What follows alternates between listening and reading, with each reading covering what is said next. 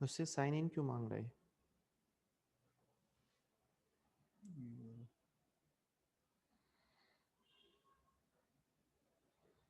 Leave करके दोबारा join करें,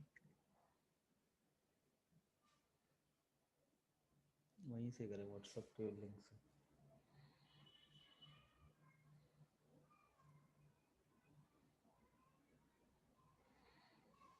The host has another meeting in progress. हमने तो ज्वाइन कर लिया ना, यहाँ से ज्वाइन हो गया है। नहीं, यहाँ आप आए नहीं हो ना।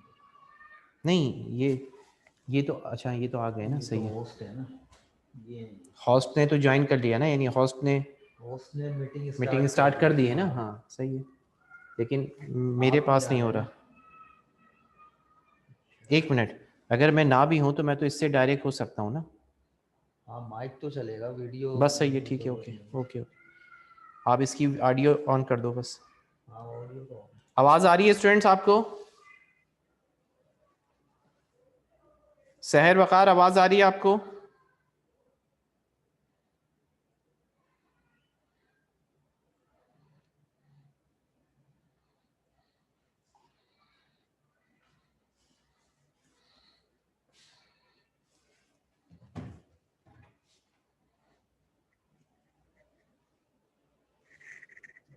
सहर वकार, आवाज़ आ रही है आपको? यस सर, मुझे आपकी वॉइस आ रही है। ओके ठीक है, ज़रा सम करना शुरू करें। 1,24,000 plus 2,400 plus 1,000 plus 8,000 plus 90,800 plus 10,400 plus 3,80,000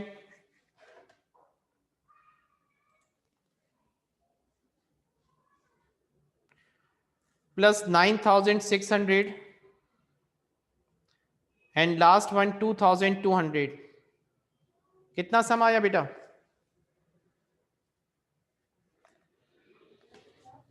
sir आपने ये एक 18,000 का अमाउंट कहा था। 8,000।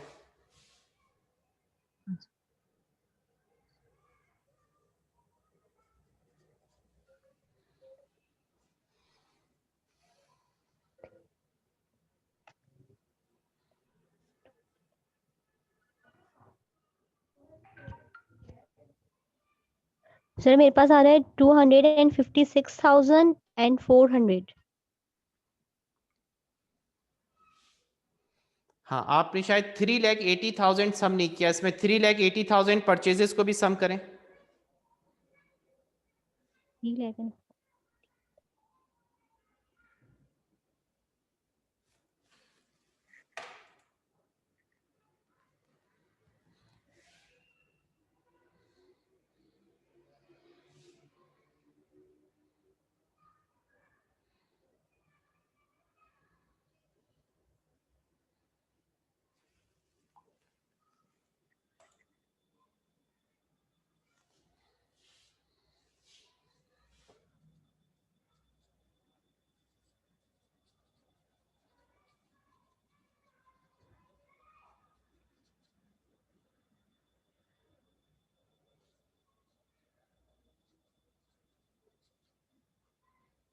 जी स्टूडेंट्स, बात हो रही थी कि हमने तमाम रेवेन्यू और एक्सपेंसेस को क्लोज कर दिया है।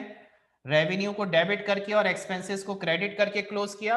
अब हम डिफरेंस निकाल लेंगे और जो भी डिफरेंस आएगा उसको इनकम समरी से कैपिटल में शिफ्ट कर दिया जाएगा। अगर प्रॉफिट होगा तो कैपिटल अकाउंट क्रेडिट और इनकम समरी डेबिट होगी, और अगर लॉस होगा तो कैपिटल डेबिट और इनकम समरी को क्रेडिट कर दिया जाएगा। तो अब हम जरा टोटल करके चेक कर लेते हैं इनकम समरी के डेबिट और क्रेडिट बैलेंसेस में कितना अमाउंट आ रहा है हमारे पास। तो इस वक्त रेवेन्यू अकाउंट के अंदर बैलेंस है 7,35,000 का। रेवेन्यू है 7,35,200, जबकि एक्सपेंसेस हैं 6,28,400 और डिफरेंस आ रहा है 1,06,800 का। 1,06,800 का डिफरेंस आ रहा है। ये रेवेन्यू ज्यादा यस सर। रेवेन्यू ज्यादा और एक्सपेंसेस कम है, लिहाजा ये अमाउंट इनकम समरी से कैपिटल में शिफ्ट हो जाएगा। एंट्री पास होगी income summary debit, capital account credit, और इस सवाल में ड्राइंग भी मौजूद है, लिहाजा ड्राइंग अकाउंट को भी क्लोज किया जाएगा। ड्राइंग का बैलेंस अगर आप अपने क्वेश्चन में देखें तो पैराग्राफ में ड्राइंग का बैलेंस गिवन है। कितना है ड्राइंग का बैलेंस?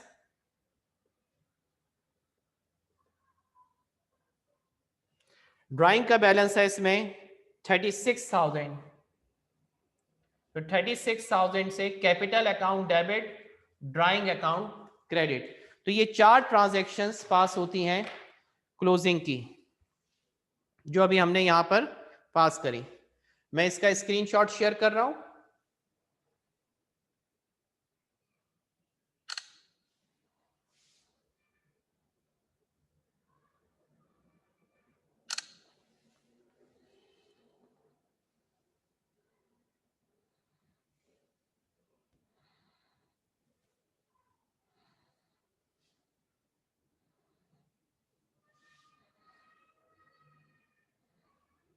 जी जरा अपने व्हाट्सएप ग्रुप चेक कीजिएगा, आप लोगों के पास इस क्वेश्चन का स्क्रीनशॉट आ गया है।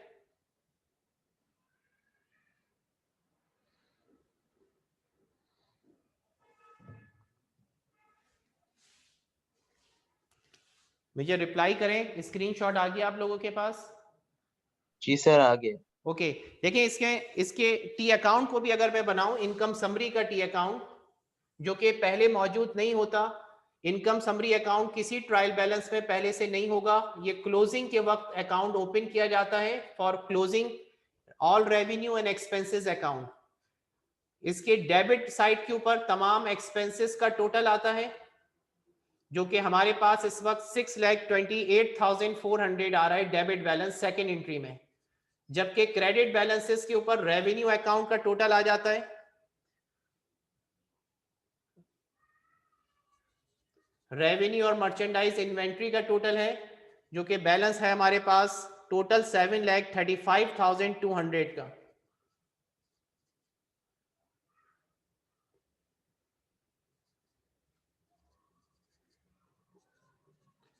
और इसका जो डिफरेंस हमने निकाला है वो डिफरेंस हमारे पास 1,06,000 की शक्ल में आया, 1,06,800।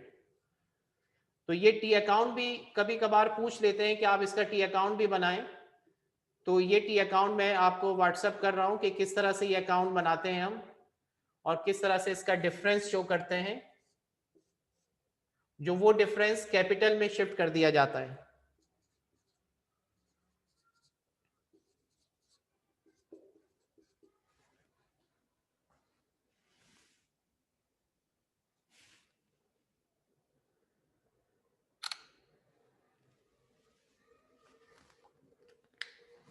ये चेक कर लीजिएगा, ये ग्रुप के ऊपर इनकम समरी अकाउंट। तो अगर एडजस्टिंग एंट्री समझ में आ गई तो समझें ये सवाल बहुत ज़्यादा आसान है, क्योंकि क्लोजिंग और रिवर्सिंग में कुछ ज़्यादा समझने की चीज़ नहीं है, प्रैक्टिस की ज़रूरत है बस। अगर आप थोड़ी सी प्रैक्टिस कर लेंगे तो क्लोजिंग एंट्रीज बहुत आसान है। ये 4 क्लोजिंग एंट्रीज हैं जो अभी इस सवाल में भी हमने करी थी, लास्ट क्वेश्चन में भी बताई थी। To close all revenue account, to close all expense account, to close income summary account, and last one to close drawing account. Any questions? Any question बेटा regarding this? सर मुझे इस question में तो नहीं, लेकिन मुझे 2015 में कुछ ट्रांजैक्शन थी तो मुझे समझ में नहीं आई। 15 प्राइवेट रेगुलर,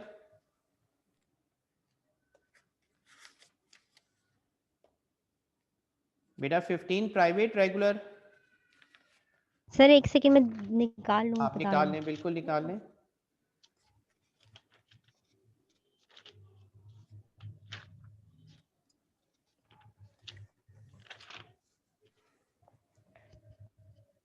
जी सर, 15 रेगुलर, क्वेश्चन है हमारा 2। राइट, बाकी स्टूडेंट्स भी जरा निकाल लें 2015 रेगुलर क्वेश्चन नंबर 2।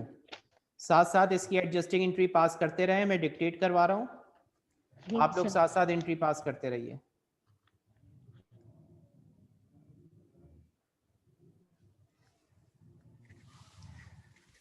क्वेश्चन सबके सामने होगा तो उसको समझने में आसानी रहेगी।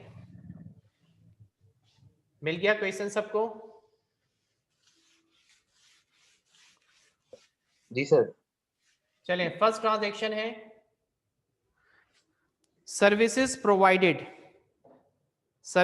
Provided against unearned commission. अब आप ऊपर चेक करें, अनअर्न्ड कमीशन 10,000 था, क्रेडिट में लिखा हुआ था।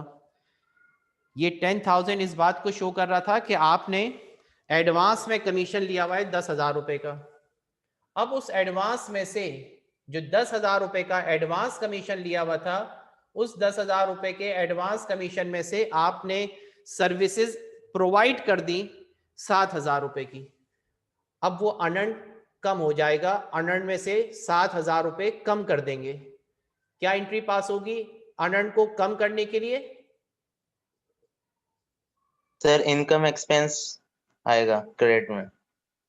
अनअर्न्ड को कम करने के लिए क्या एंट्री पास करेंगे? अनअर्न्ड को कम करने के लिए डेबिट किया जाता है या अनअर्न्ड को कम करने के लिए क्रेडिट किया जाता है? तो अनअर्न्ड कमीशन डेबिट होगा वेरी और good, income unearned commission debit होगा और कमीशन इनकम ऐसा क्रेडिट हो जाएगी क्रेडिट हो 7,000। जाएगा। किस अमाउंट से? 7,000 रुपए से, 7,000 से। नेक्स्ट ट्रांजेक्शन देखें, कमीशन रिसीवेबल।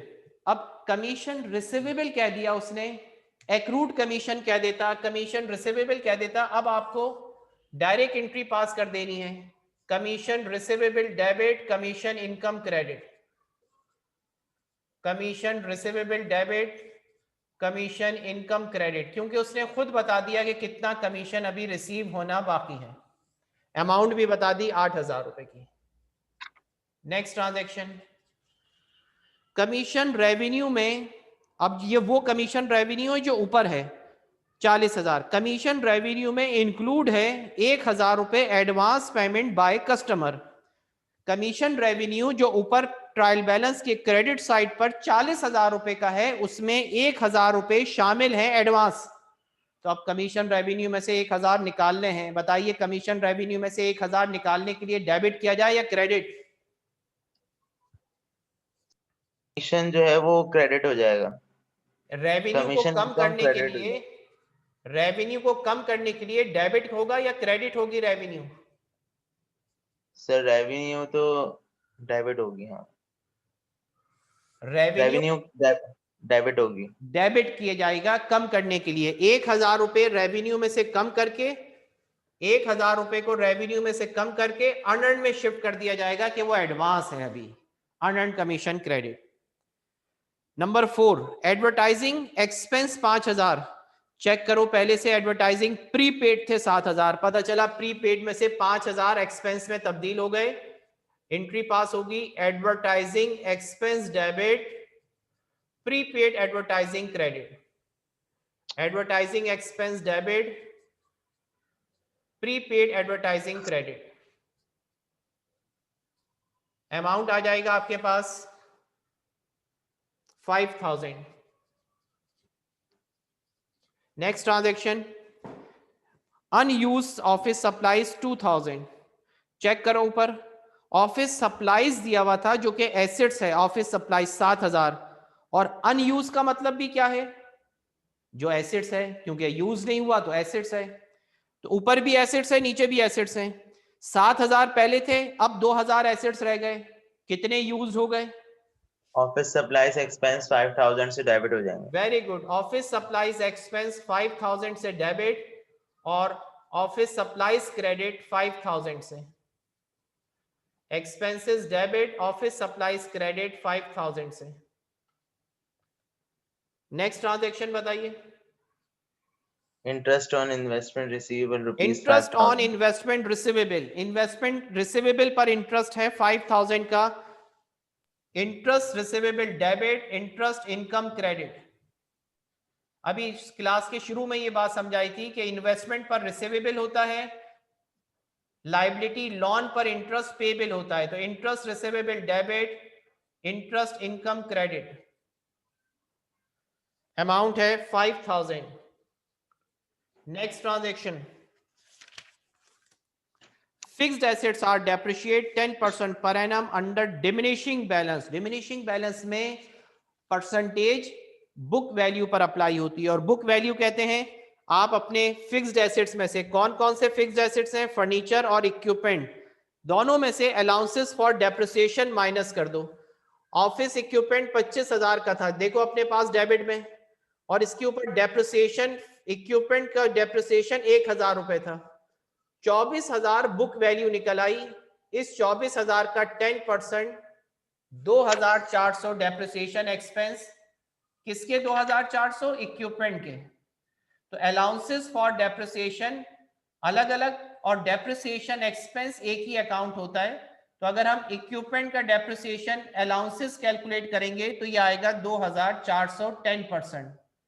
इसी तरह से फिर फर्नीचर में देखो 15,000 फर्नीचर की कॉस्ट डेबिट में थी, क्रेडिट में चेक करो अलाउंस फॉर डेप्रिसिएशन सबसे लास्ट में 3,000 रुपए है, 12,000 इसकी बुक वैल्यू आ गई, तो बुक वैल्यू का 10% लगा दो, 1,200 रुपए आ गया अलाउंसेस फॉर डेप्रिसिएशन फर्नीचर पर। लिहाजा फर्नीचर और इक्विपमेंट का डेप्रिसिएशन मिलाकर टोटल डेप्रिसिएशन हम रखेंगे 3,600 रुपए डेप्रिसिएशन एक्सपेंस में डेबिट हो जाएंगे।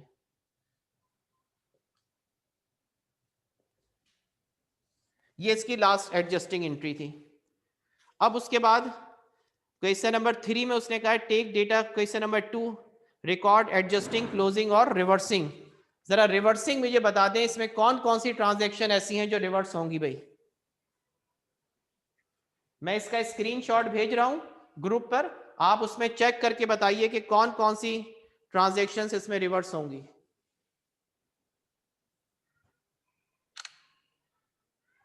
चेक कीजिए अपने पास ग्रुप पे।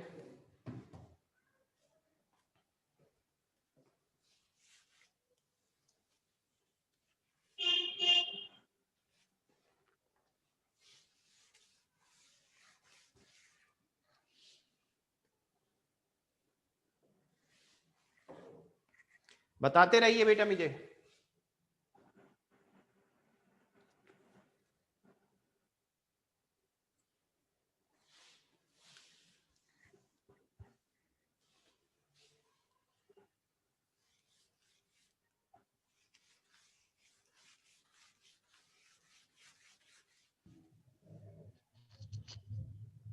सर कमीशन रिसीवेबल डेबिट होगी, वो क्रेडिट होगी, हम एडजस्ट कर देंगे सर। बिल्कुल, कमीशन रिसीवेबल वाली एंट्री रिवर्स होगी, बिल्कुल सही बताया आपने। और इसके अलावा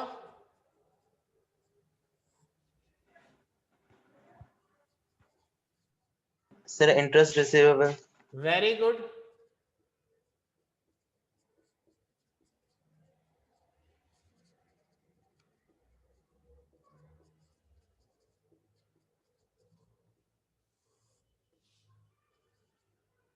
और कोई नहीं होगी?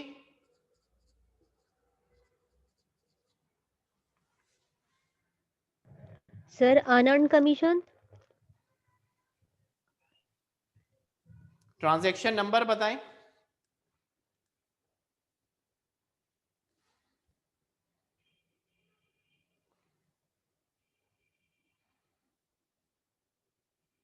सर 3 है ट्रांजेक्शन नंबर।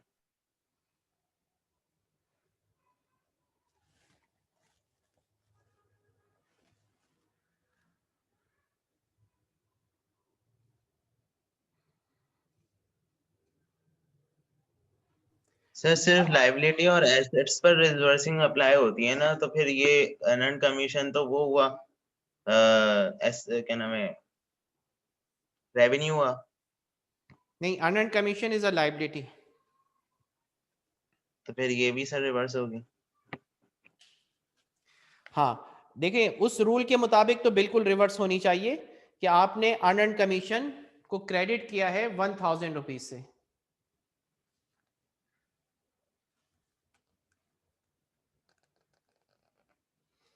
लेकिन इस सवाल में क्योंकि अर्नड कमीशन का अकाउंट पहले भी गिवन था, अगर आप क्रेडिट बैलेंस में चेक करें तो अर्नड कमीशन ऑलरेडी पहले से क्रेडिट में 10,000 रुपीज मौजूद है।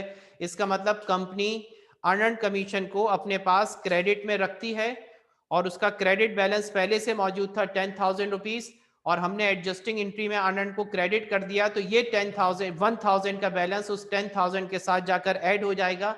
इस वजह से रिवर्सिंग की इसमें जरूरत नहीं है, क्योंकि ऑलरेडी इसके अंदर ऊपर अनंत कमीशन का अकाउंट मौजूद है। तो सिर्फ 2 रिवर्सिंग एंट्री पास होंगी, इंटरेस्ट वाली और कमीशन रिसीवेबल वाली। क्लोजिंग एंट्रीज बताइए बेटा, क्लोजिंग में फर्स्ट ट्रांजैक्शन में कौन कौन से अकाउंट को क्लोज करेंगे? फर्स्ट ट्रांजैक्शन में कौन कौन सा अकाउंट क्लोज होंगे?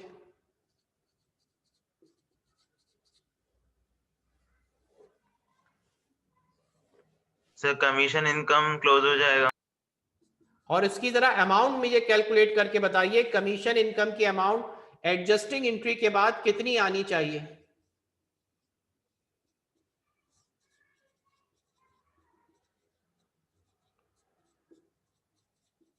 आप एडजस्टिंग एंट्रीज को अपने ग्रुप के ऊपर जो मैंने अभी शेयर किया उसको देखकर बताएं, कमीशन इनकम की अमाउंट आफ्टर एडजस्टिंग एंट्री कितनी आनी चाहिए?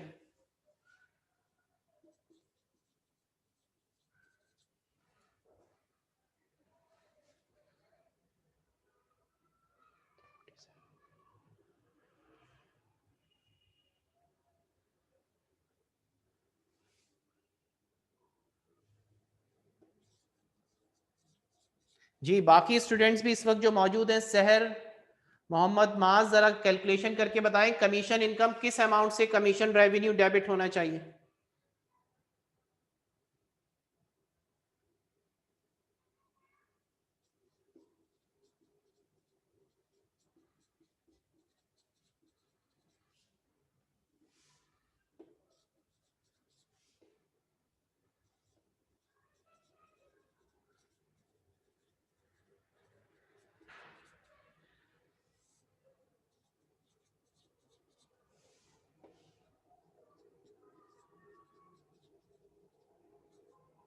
जी साइम, मुझे हंसी आ रही है। सर 14,000 से। कितना?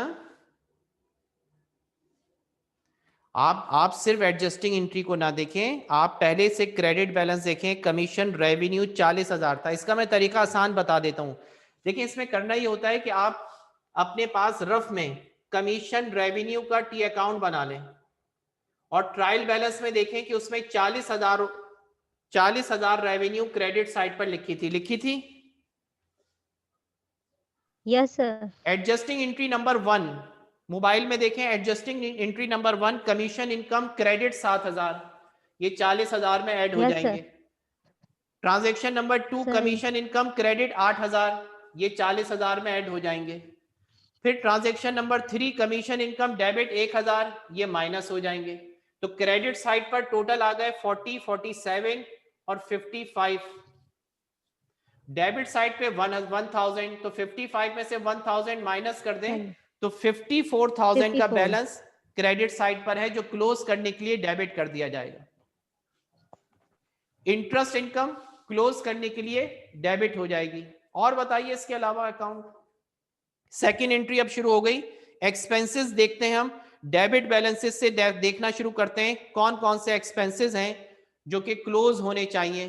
तो एडवर्टाइजिंग एक्सपेंस को हमने एडजस्टिंग एंट्री में, जो एडवर्टाइजिंग एक्सपायर हो गई थी, प्रीपेड को क्रेडिट कर एडवर्टाइजिंग एक्सपेंस को डेबिट किया, ये क्लोज हो जाएगा 5,000 से। ऑफिस सप्लाईज एक्सपेंस को एडजस्टिंग एंट्री में आपने डेबिट किया, ये इसको क्लोज कर देंगे हम 5,000 से। इंटरेस्ट एक्सपेंस नहीं थे बल्कि डेप्रिसिएशन एक्सपेंस को लास्ट ट्रांजैक्शन में डेबिट किया हमने 3,600 से, 3,600 से ये डेबिट हो जाएगा। इसके अलावा ऑफिस सैलरीज एक्सपेंस जो कि ट्रायल बैलेंस में डेबिट साइड पर दिए हुए हैं, जरा चेक कीजिए। ऑफिस सैलरीज एक्सपेंसेस की टोटल अमाउंट डेबिट बैलेंस में है 15,000 रुपए, ये क्लोज हो जाएगी। तो क्लोजिंग में advertising expense, office salaries expense, office supplies expense और डेप्रिसिएशन एक्सपेंस आ गए। इसको हमने सम कर लिया तो हमारे पास सर क्रेडिट साइड पे सैलरीज पेएबल भी तो है, तो उसको एडजस्ट नहीं पेबल करेंगे? बेटा लाइबिलिटी क्लोज नहीं होती ना, पेबल इज अ लाइबिलिटी, हाँ। वो क्लोज नहीं होती। एक्सपेंस और रेवेन्यू क्लोज होते हैं सिर्फ। सही है सर, सही है। उसके बाद फिर एक इनकम समरी के डेबिट क्रेडिट का डिफरेंस निकालेंगे और चेक करेंगे कि हमारे पास रेवेन्यू ज्यादा है या एक्सपेंस। तो पता चलेगा कि डेबिट साइड में एक्सपेंसेस टोटल आ रहे हैं 28,600 के, जबकि क्रेडिट साइड पर रेवेन्यू टोटल आ रही है 59,000 की। तो रेवेन्यू ज्यादा है, लिहाजा इसका जो डिफरेंस आएगा वो कैपिटल अकाउंट में शिफ्ट हो जाएगा और इनकम समरी अकाउंट भी क्लोज हो जाएगा at the end of period. Difference है इसका 59,000 माइनस 59,000 में से माइनस कर दें 28,600, 30,400 का डिफरेंस है। ये 30,400 कैपिटल अकाउंट में शिफ्ट हो जाएंगे। एंट्री पास होगी income summary account debit, capital account credit. Drawing check कर लें, ड्राइंग का अकाउंट मौजूद है इसमें या नहीं। ड्राइंग अकाउंट इसमें डेबिट बैलेंसेस में नहीं है, तो सिर्फ 3 क्लोजिंग एंट्रीज इसमें पास होंगी। इसका स्क्रीनशॉट मैं शेयर कर रहा हूं, उसको देख लीजिए। ये क्वेश्चन नंबर 3 कंप्लीट होगी आपका। तो एग्जामिनेशन से ये सिर्फ ट्रांजैक्शन का अलग से एक सवाल आता है और एक इसी से रिलेटेड वर्कशीट का सवाल होता है।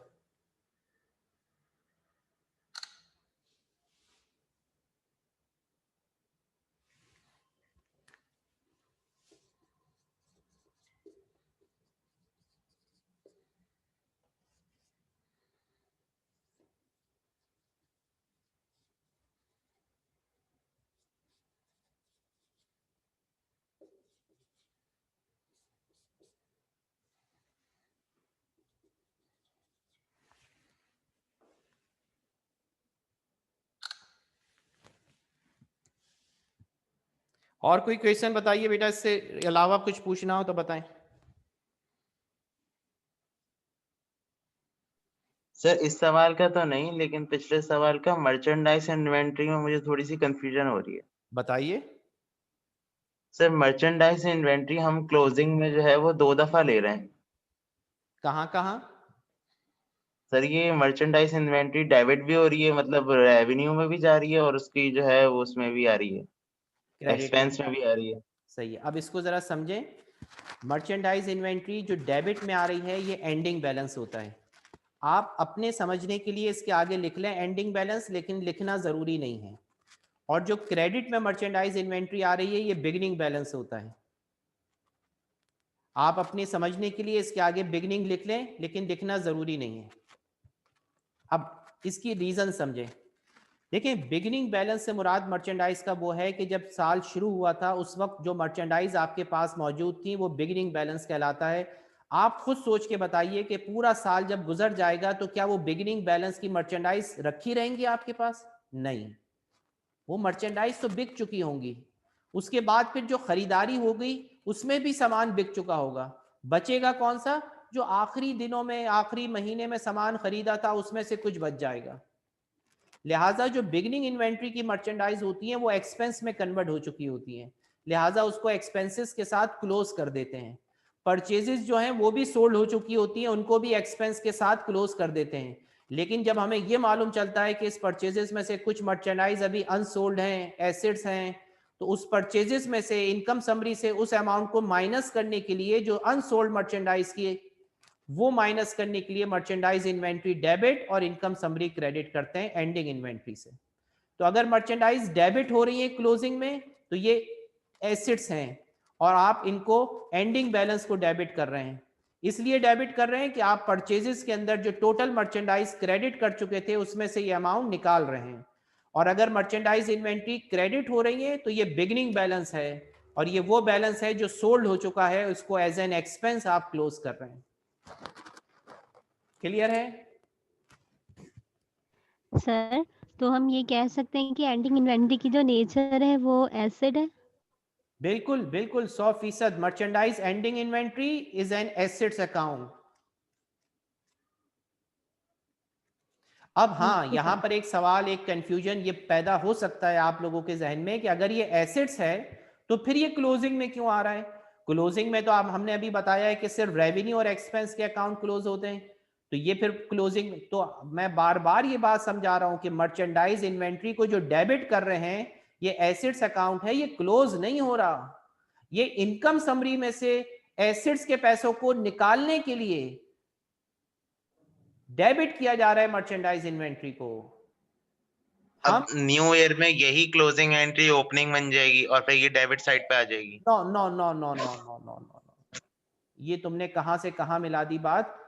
क्लोजिंग एंट्री के अंदर जितने भी अलाउंसेस हैं वो तो क्लोज हो जाते हैं। हाँ, ये बात सही है कि मर्चेंडाइज इन्वेंट्री जो यहां पर एंडिंग बैलेंस में आई है, ये ओपनिंग बैलेंस में चली जाएगी नए आने वाले साल में, और वहां पर ये ओपनिंग इन्वेंट्री के तौर पर लिखी जाएगी जो पिछले साल की एंडिंग थी।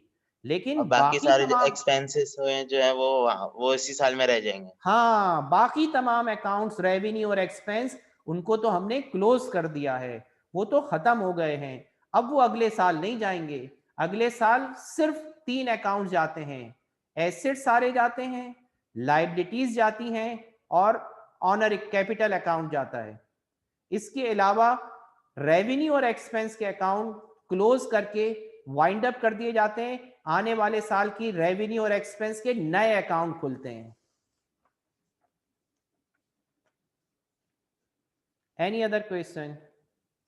क्लियर है सर, बस वेरी गुड। प्रैक्टिस हाँ सर। रिक्वायर्ड है तभी सवाल निकलेंगे। और हाँ हाँ, बिल्कुल बिल्कुल। अब देखें, मैं आपको होमवर्क दे रहा हूं ताकि आप ज़्यादा से ज़्यादा इसकी प्रैक्टिस कर सकें, और जब कमिंग क्लास आए तो आपके कॉन्सेप्ट ये क्लियर होने चाहिए।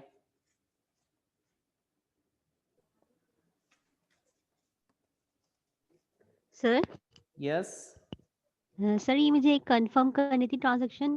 ट्रायल बैलेंस में हमारे पास है प्रीपेड इंश्योरेंस 30,000, राइट। और एडजस्टेड बैलेंस में हमें दिया हुआ है insurance was paid for 6 month on January 1 2016। तो 30,000 से ही हमारी एंट्री पास होगी। एक मिनट, एडजस्टिंग एंट्री में लिखा हुआ है insurance paid, for 6 month, 6 month का इंश्योरेंस पेड हुआ था। कब हुआ था? जनवरी 1 2016। सही सर है। इसका मैं बताऊं? और जरा ट्रायल बैलेंस में देखें, ट्रायल बैलेंस किस डेट को दिया जा रहा है? 30 नहीं, डेट क्या है? जून 30 2016। इसका मतलब ये हुआ कि 6 महीने गुजर चुके हैं, जनवरी से लेकर जून तक 6 महीने गुजर चुके हैं। Yes sir. जितना भी प्रीपेड था वो अब सब का सब एक्सपेंस में कन्वर्ट हो गया है। एंट्री पास हो जाएगी उस अमाउंट से जो प्रीपेड के ऊपर दी गई है, insurance expense debit, prepaid insurance credit, okay sir. क्योंकि 6 महीने गुजर गए। अब फॉर एग्जाम्पल यहाँ पर वो जनवरी के बजाय लिखता कि insurance was paid on April 1, तो अब आप देखते हैं कि अप्रैल, मई, जून 3 महीने गुजरे हैं, और ऊपर जो अमाउंट दिया हुआ है वो 6 महीने का है, लिहाजा आधा अमाउंट जो है वो एक्सपेंस में जाएगा। तो फिर हाफ उसका अमाउंट 2 से डिवाइड करके हाफ करते और फिर उसको इंश्योरेंस एक्सपेंस में डेबिट करते। सर इसका ये तरीका नहीं होता कि प्रीपेड इंश्योरेंस जितनी है, अगर 6 महीने की है तो 6 मंथ्स में डिवाइड कर दे उस इंश्योरेंस को, और फिर पर मंथ की हमारे पास आ जाएगी, और फिर जितने मंथ्स की जो है वो एक्सपायर्ड हो चुकी है उसको मल्टीप्लाई बाय इतना करके उसको क्रेडिट कर दें। बिल्कुल यही अमाउंट, बिल्कुल यही तरीका होगा। इसमें भी आप इसी तरीके को अप्लाई करें। 6 महीने का इंश्योरेंस था, 6 से डिवाइड करें और ये काउंट कर लें कि जिस मंथ में अदा किया गया था उस महीने से लेकर और जिस वक्त ट्रायल बैलेंस गिवन है उस महीने तक कितने मंथ्स बनते हैं, उससे मल्टीप्लाई कर दें।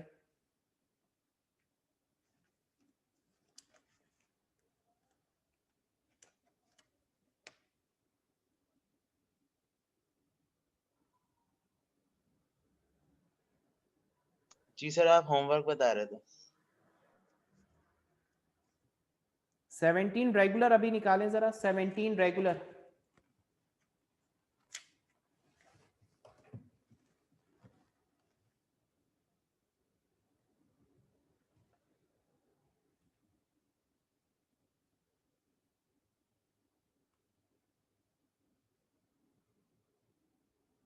मिल गया क्वेश्चन? जी सर। देखें 17 रेगुलर में क्वेश्चन नंबर है आपके पास, क्वेश्चन नंबर 17 रेगुलर।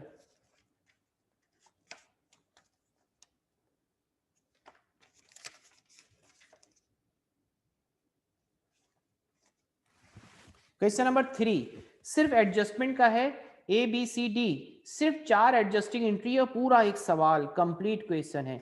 जरा चेक करते हैं। First entry on December 31st, unexpired insurance 750, stored supplies on hand 300, rent collected in advance 3000। अब अलग अलग एंट्रीज पास करनी है इसकी। चलें, अनएक्सपायर्ड इंश्योरेंस 750 चेक करें। पहले अनएक्सपायर्ड इंश्योरेंस कितना था? 1050 था। अब अनएक्सपायर्ड कितना है? 750 है। 1050 1050 में से 750 माइनस कर दो, कितने बाकी बचे? 350 आई थिंक। 300 आ गए। एंट्री पास हो जाएगी, insurance expense debit, unexpired insurance credit. अब यहां पर इंश्योरेंस एक्सपेंस भी थे पहले से, लेकिन हम इंश्योरेंस एक्सपेंस को नहीं, क्योंकि अनएक्सपायर्ड के बारे में कहा जा रहा है कि अब अनएक्सपायर्ड 750 है, तो बेटा हम देखेंगे कि अनएक्सपायर्ड पहले कितना था। जितना पहले अनएक्सपायर्ड था उसमें से ये अनएक्सपायर्ड को माइनस कर देंगे और बाकी अमाउंट इंश्योरेंस एक्सपेंस में चली जाएगी।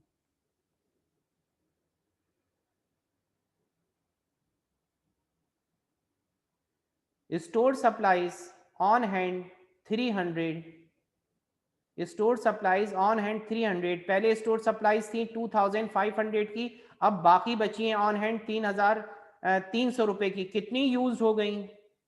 1700 का एक्सपेंस बन जाएगा, supplies expense, store supplies expense. Store supplies 300 रुपए की ऑन हैंड है, पहले 2800 की थी, तो 2500 रुपए बाकी। 2800 सही 2500 2500 से 2000 देख लिया। 500 से एंट्री पास हो जाएगी। Store supplies expense debit, store supplies credit 2500 से। फिर आगे लिखा था रेंट कलेक्टेड इन एडवांस 3000 रुपए, और रेंट इनकम दी हुई है आपको 4000 रुपए। पता चला इस 4000 में एडवांस रेंट शामिल है 3000 रुपए का, तो रेंट इनकम में से 3000 रुपए एडवांस के अकाउंट में शिफ्ट कर दिए जाएंगे। रेंट इनकम डेबिट 3000 से, अनअर्न्ड रेंट क्रेडिट 3000 से। रेंट इनकम डेबिट 3000 से, अनअर्न्ड रेंट क्रेडिट 3000 से। सर एक मिनट, ये थोड़ा सा कंफ्यूजन है। रेंट कलेक्टेड इन एडवांस 3000 है जी और रेंट इनकम जो है वो 4000 है जी। रेंट एडवांस हम कम करेंगे? नहीं, फिर क्या करेंगे सर? रेंट एडवांस तो उस वक्त कम करते जब पहले से रेंट एडवांस लिखा हुआ होता। पहले से तो रेंट इनकम लिखी हुई है, तो उस रेंट इनकम में से एडवांस के पैसे निकाल लेंगे। इनकम 4000 है, उसको कम कर देंगे 3000 से। क्यों कम कर देंगे? क्योंकि 3000 अभी कमाए नहीं गए।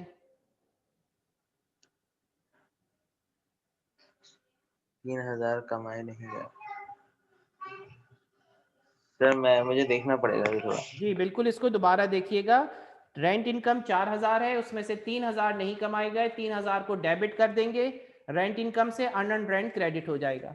अब उसके बाद जब बी पर आते हैं तो ये इंडिपेंडेंट सिचुएशंस हैं, यानी दोबारा आपसे उसी के बारे में पूछा गया है। अब आपको जहन में रखना है कि फर्स्ट का ताल्लुक एक ए पार्ट की एडजस्टिंग एंट्री का ताल्लुक बी पार्ट से नहीं है। इस वजह से उसने फिर ये कहा दिसंबर 31 को कि अनएक्सपायर्ड इंश्योरेंस 1200 रुपए है। तो आपने कहा फिर चेक कर लेते हैं, अनएक्सपायर्ड पहले कितना था? 1050, अब वो 1200 रुपए कह रहा है अनएक्सपायर्ड है। अब बताइए इसमें क्या होना चाहिए? पहले से अनएक्सपायर्ड था 1050, अब कह रहा है अनएक्सपायर्ड 1200 रुपए है। इसका मतलब अनएक्सपायर्ड को बढ़ाना है 150 रुपए से। ऊपर वाले में क्या था? अनएक्सपायर्ड इंश्योरेंस 750 था ए पार्ट में, तो आपको 1050 में से 750 कम करना था, यानी 750 तक लाना था। आपने डिफरेंस निकाला और एक्सपेंस डेबिट कर दिए। अब वो कह रहा है अनएक्सपायर्ड इंश्योरेंस 1200 रुपए होना चाहिए, पहले से 1050 है, तो कितना इजाफा करेंगे 1200 हो जाए?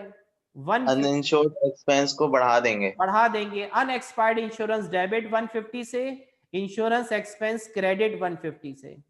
अनएक्सपायर्ड इंश्योरेंस डेबिट 150 से, इंश्योरेंस एक्सपेंस क्रेडिट 150 से। और उसके साथ लिखा हुआ है अनअर्न्ड सर? रेंट 1500 रुपए, अनअर्न्ड रेंट 1500 रुपए। तो अनअर्न्ड रेंट को रिकॉर्ड कर लेंगे, एंट्री पास हो जाएगी। Rent income debit 1500, unearned rent credit 1500। Rent income debit 1500, unearned rent credit 1500। Sir yes sir ये जो पार्ट ए में जो साइन आपसे पूछ रहे थे 3000 सर, ये हमारा अनअर्न्ड होगा, लाइबिलिटी है ना सर ये? बिल्कुल अनअर्न्ड है ये 3000, उसको सही। क्रेडिट कर देंगे हम। जी सर समझ गई। सर सेकंड में ये जो अभी हमने कहा कि अनएक्सपायर्ड को हम डेबिट करें, इसका मतलब ये हमारा प्रीपेड है। ये प्रीपेड है, इसको बढ़ा रहे हैं यस हम। सर सही। ओके सर समझ गई। सी में आ जाए, ऑफिस सप्लाईज एक्सपेंस। अच्छा क्लास का टाइम खत्म हो रहा है, और इसको अगर बीच में डिसकंटिन्यू हो जाती है तो इसको आप खुद कंप्लीट कीजिएगा। अगर कुछ पूछना हो तो ग्रुप से पूछ लीजिएगा। नेक्स्ट क्लास में वर्कशीट का सवाल शुरू करेंगे, और एडजस्टिंग एंट्री की प्रैक्टिस के लिए मैं जो क्वेश्चन है वो ग्रुप के ऊपर बता दूंगा, किस किस ईयर के क्वेश्चन आप प्रैक्टिस कर लें। C part, office supplies expense for the year 4500। अब आपने चेक किया ऑफिस सप्लाईज कितनी थी। ऑफिस सप्लाईज एक्सपेंस पहले थे, ऑफिस सप्लाईज एक्सपेंस पहले थे 4200 के, और ऑफिस सप्लाईज थी 500 रुपए की। यहाँ लिखा हुआ है ऑफिस सप्लाईज एक्सपेंस इस पूरे साल की है 4500। अब ये देखो कि ऑफिस सप्लाईज एक्सपेंस पहले लिखे हुए हैं 4200, और एडजस्टिंग एंट्री में कहा जा रहा है कि ऑफिस सप्लाईज हैं 4500। तो कितनी बढ़ानी है? 300 बढ़ा देंगे इन सिर्फ ऑफिस 300, सप्लाईज एक्सपेंस। और एंट्री पास कर देंगे ऑफिस सप्लाईज एक्सपेंस डेबिट 300 से, ऑफिस सप्लाईज क्रेडिट 300 से। क्रेडिट 300 से। आगे लिखा था रेंट, रेंट इनकम